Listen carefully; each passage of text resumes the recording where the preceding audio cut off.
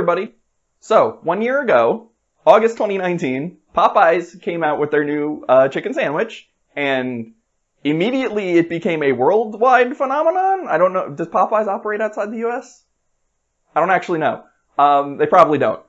So it became a countrywide phenomenon, and it was so popular that you literally couldn't get it, and they had to discontinue it and then bring it back later when they had the supplies to meet the unforeseen amount of demand. So, that's where I got the idea to do this, which is we can make our own chicken sandwich at home. So the whole point of Popeyes coming out with that chicken sandwich is, well, fuck Chick-fil-A. That's what they're saying, basically. And I agree with that. You know, fuck Chick-fil-A. Their food tastes bad. It tastes like sugar.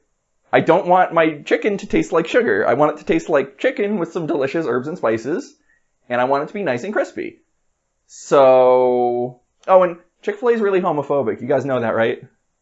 It's a problem. It's like a problem. So anyway, today we're going to be making our own chicken sandwich.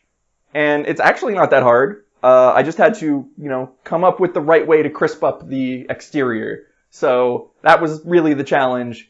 And I have been making this video for a year.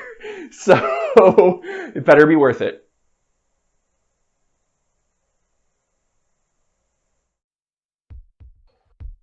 Have you heard of chicken sandwiches? Always. Okay. Do you remember how people were going nuts about chicken sandwiches? Yeah, because there's two of them, right? There's two chicken sandwiches on Earth. Yeah, and one of them is really homophobic and actually just tastes like sugar, and one of them is from Popeyes and is actually pretty alright. So, let me preface this with, I've had a Chick-fil-A chicken sandwich. I mean, twice. So have I. Twice, ever. And I think that the biggest problem with their chicken sandwiches actually is the bun, which is bad. Okay, I think it's because their coating tastes like sugar, which makes me not want to eat it. To me, I think what you're tasting is the bun. But I will say, I don't understand why people are obsessed with Chick-fil-A, because it's not that good. Yeah, it's really not that good. There's something good about it, it's that chicken in your own kitchen, and that's what we're here for. So you slice up. It'll be better. You slice up a tomato. You save it for later. You're gonna put that on the sandwich, and then you need some flavor remix. Which Whoa. Yeah, I've switched to DaVinci Resolve, and I've learned some things about animation. Learned some things about spices. Yeah, so this is the same fried chicken spice mix that I used when I did Cooking Mama 6 years ago. It has served me well, so I still do it. So the secret, though, is in the potato starch and the baking powder, right? You want to mix that with your flour. It gives you a nice, good, crispy exterior. So, in my experience, I like fried chicken. I'll make a fried chicken sandwich, whatever, right? Mm-hmm. But, and I think we talked about this prior to you making this video, one good way to make fried chicken is Japanese style, right? Where you marinate it, So etc. You had linked me when I said, I'm trying to figure out this chicken sandwich thing. You had linked me an article that talked about using the potato starch for chicken katsu, which is where I got this idea. And almost everywhere in Japan, Asia area, they're always using potato starch, and that is part of what makes it so crispy and good. Yeah, so turns out it applies to regular American style fried chicken as well. Applies to any fried chicken. Yeah. Throw that. Hey, turns out you could fry a steak with potato starch too. Now don't do that. Well, because then you're gonna eat fried steak all the time, and that's not great for your heart. But it's not. But have you had chicken fried steak with sausage gravy? It's really good. Oh, baby. Yeah. So maybe once in a while as a treat. I wonder. What if you put potato starch in the gravy too? Would that thicken it up? I don't know how that would work. That could go either way. I'm not really sure. That's another video. We're getting sidetracked. Yeah. So unfortunately, the only brand of potato starch I can find at the store is Bob's Red Mill, which is a little bit pricey, but it is. It's like I only use it for this, so it lasts a long time. I still have the bag. I've tested this recipe a couple of times now, so. Aren't they also that company that is employee owned though? I think that's true of Bob's Red Mill. Oh, is that them or is that King Arthur Flour? I always get them mixed up. I can't remember. It's one of the two. One of the two. That's what we can Yeah. say. So Let's just say that it's this one, so that it seems like it's even more leftist chicken. yeah, sure. Yeah. Okay, so we've flavor blasted our dredge with flavor remix TM, and now you're gonna need some chicken breast.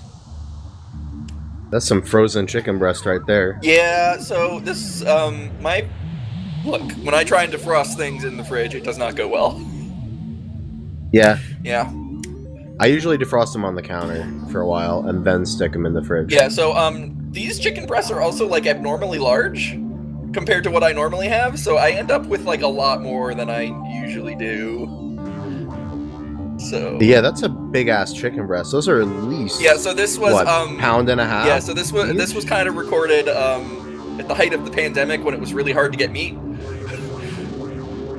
I had to go to the faraway grocery store, the Weiss in Randolph, which is exceptionally difficult for me to get to. So I've never heard of Weiss before, but that's because cool. I think they bought a bunch of A&P locations, but previously they had 4 locations in New Jersey. They are mostly that's probably because they're named White in German. Weiss. W-E-I-S. They are that's White in German. Yeah, they are mostly a northeastern Pennsylvania grocery store. One of those ones. Like Aldi without the Aldi. Yeah, well, I mean, I go to Aldi too. Aldi's good stuff. Sure. Yeah, so I have to butterfly this one again because it's just so big. And you can see I'm doing some butterfly things. the butterfly. Yeah, I'm doing some things with knives that are not okay. You know what? At least your knife appears to be relatively sharp. Oh yeah, this was a pretty new knife, honestly. So I'm not gonna like say your knife technique is top tier. It's not. But it's bad. Don't do as I say, not as I do. Yeah, and having a sharp knife makes a big difference. Even if your knife technique is pretty bad, if you have a sharp knife, you're much less likely to cut yourself. So. Yeah. So you don't want it to be dull, and then it like slips right off the meat, and then all of a sudden you got a big gash on your finger. That'd be a bad time. Oh. Yeah, there's a couple. What's the word I'm looking for? Theories about how you want to cut your chicken for Sammy's. You can cut one piece to a sandwich, to a bun. That's absolutely doable. Some people like to do like a couple pieces and then layer them. Yeah, so you can also see some of these are kind of a weird shape, like those two at the bottom. They sort of fall apart.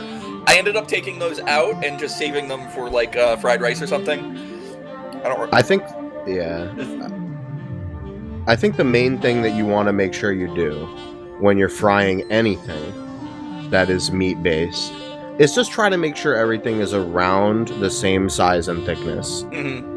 Because that's what's going to let you make sure that you're able to fry everything for the same amount of time and have it get cooked. Yeah. Which, I mean, and then also, if you wanted to, like, you have a big disparity between your chicken pieces, you bust out the meat mallet and start flattening. Oh, yeah. And actually, that's good, too, if you just, like, have some real thick chicken, especially if it's breast. Like, thighs are generally pretty tender, but with breasts, if they're thick, they can be, a chore to bite through sometimes if you're not frying them just right. Yeah. So Yeah. Even more so for pork, I would say. Oh, yeah. Well, just, look, kids, don't overcook your pork. It's fine. If I'm frying pork, I'm always pounding it. Always. Because thin cut and then pounded out pork fried is so much easier to deal with than thick cut. Okay. It's good to know. You can make a thick cut katsu, but boy, you're gonna have a pain in the ass time cooking that right. Okay, yeah. That's fair. And look at that.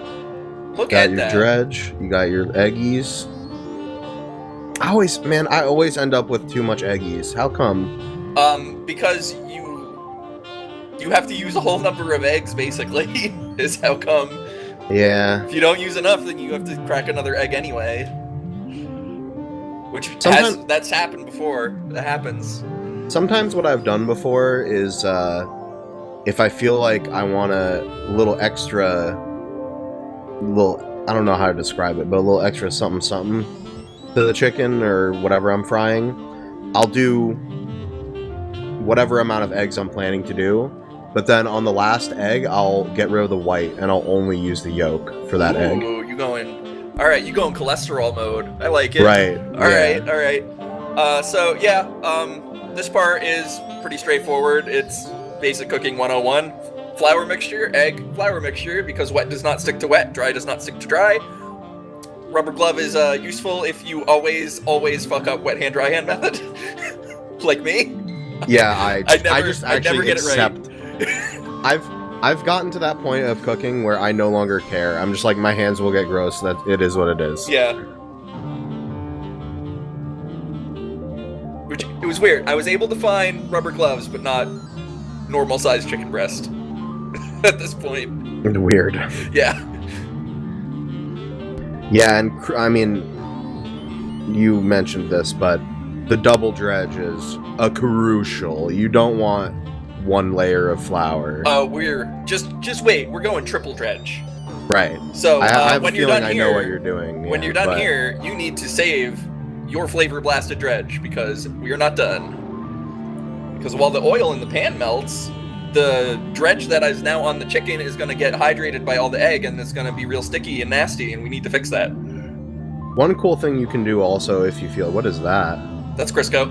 Oh yeah, with an ice cream scoop. Honestly, just put that in a bowl, right? Put some put some chocolate syrup on there.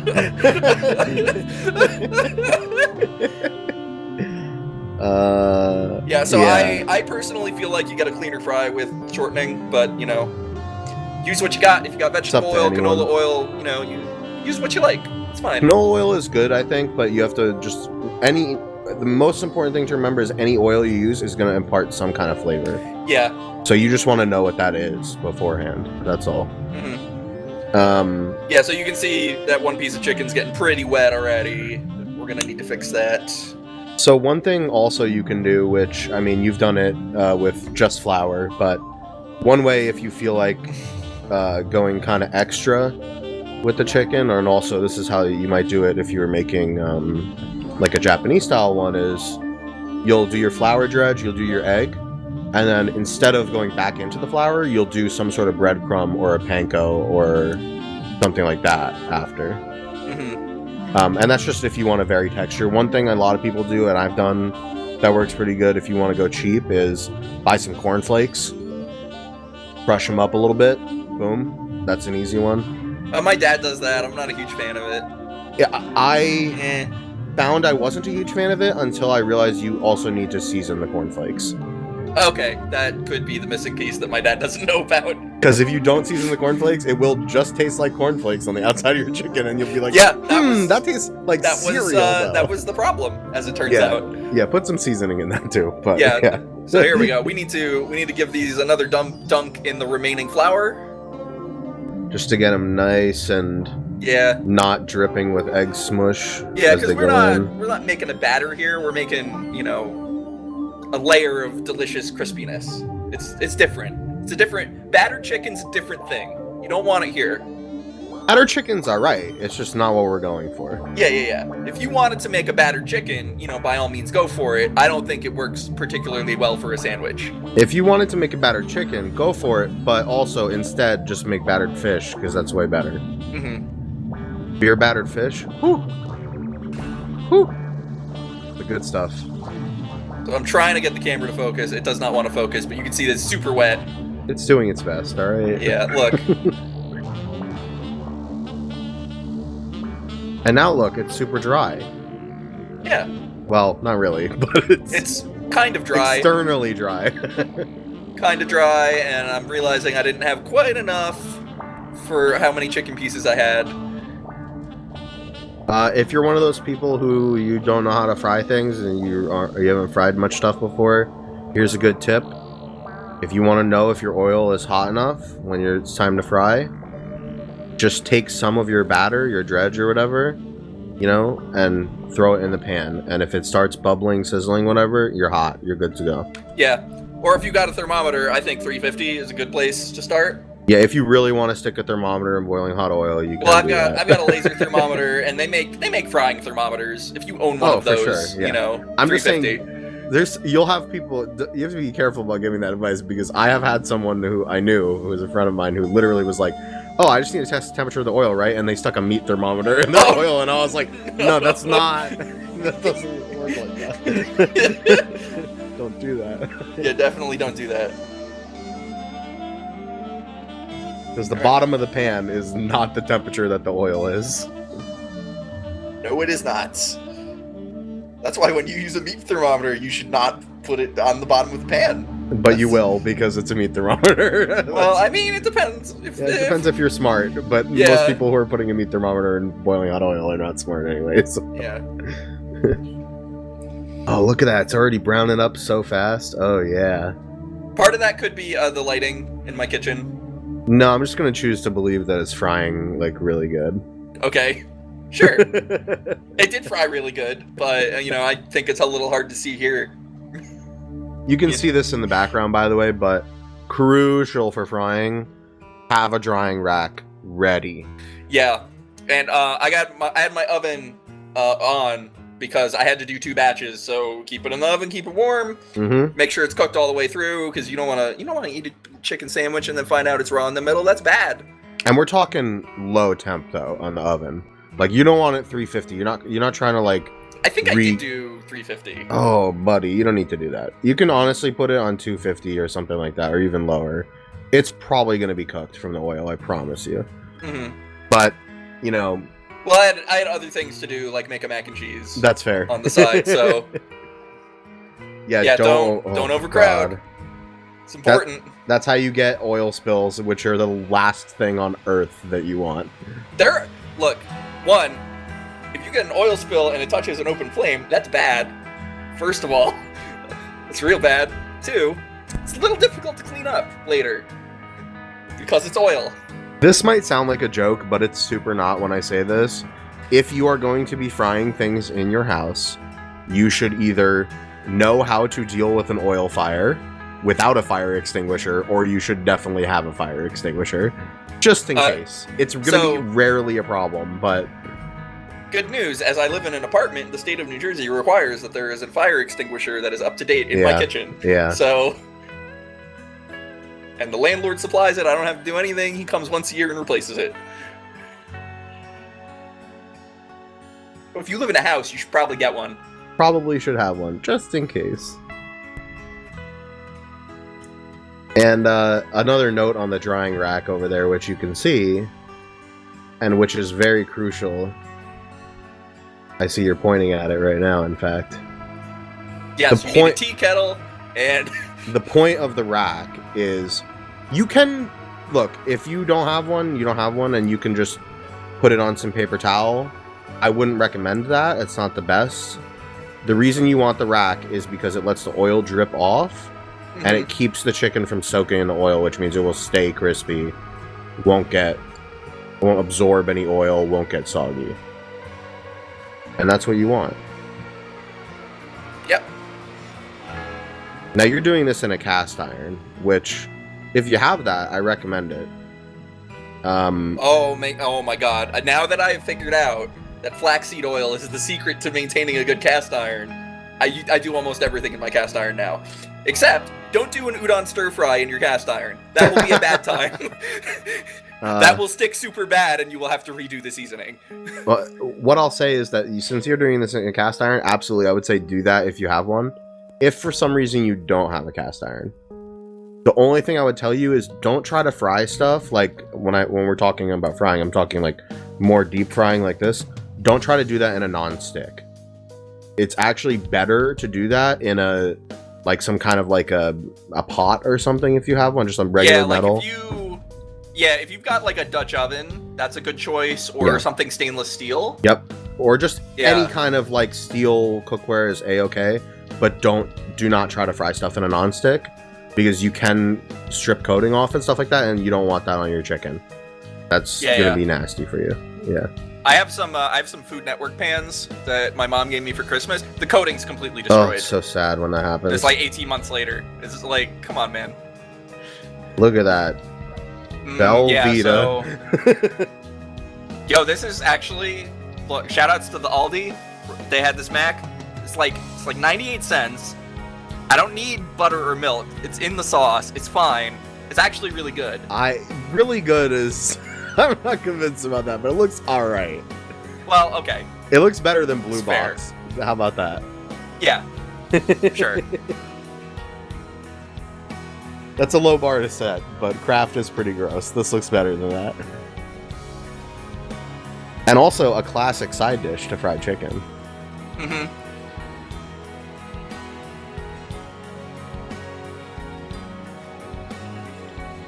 Plate. I thought I had edited this a little cleaner, This but is you know like what? good It is what editing. it is. Yeah. Look, DaVinci Resolve kept crashing. It was like really annoying. I'm doing my best, okay, buddy? This is what it's like waiting for a chicken sandwich in real time. Yeah. Where you're just staring at a plate like, when do I get my chicken? Look, I'll see these 6-minute YouTube videos. Somebody's making a great meal, and I was like, it doesn't take 6 minutes. It actually takes like 30. It takes like literally 30 to 40 minutes. Yeah. With prep time and everything. All Alright, so what's your sandwich strategy here? All right, so I had shredded lettuce on hand. Oh, so yes, shredded. We got that. We got that. You got your hamburger bun, your lettuce, your tomato, your chicken. Apply sauce as necessary. You do shreddis on the bottom. Yeah. I think that's a wise choice. Yes. This will protect your bottom bun from getting sogged out. Look, I used to work at Panera. I know what I'm doing, okay? Not everyone knows that, though. Some people don't know that. Look, if you ask for something on the grill at Panera that has lettuce on it, and they don't take the lettuce off before they grill it, that whoever's made your sandwich has fucked up. And, That's what I'm saying. And crucially, you want the tomato on top of the lettuce, too. Yeah. That's important. Because the tomato will sog out your bread, too. Yes. The lettuce acts as like a little A drain for your barrier. moisture. Yeah. But also, keep in mind, this is dry lettuce. Because if you get... I don't know, some people wash their lettuce and stuff. But if you get, like, that real wet bag lettuce, dry it off first. Yeah, if you're buying a whole head of lettuce, you should probably wash it. Let's be real. Yeah. But also, if you're going to do that, dry it off before you put it on the bread. Because otherwise, you're just getting water in your bread. Yeah. Oh, yeah. Look how good that looks. There's so much flavor in there. There's so much chicken. You put some mayonnaise on there. You put some Last Dab if you're feeling spicy. If you want an additional barrier layer, and look, I know some people are very questionable about this condiment, but look, here's the truth. Mayonnaise, a little bit, on your bottom top buns. It works as a barrier just like lettuce does. It won't let your bread sog out if you put just a little bit of mayo there. Mm-hmm. Pro tip.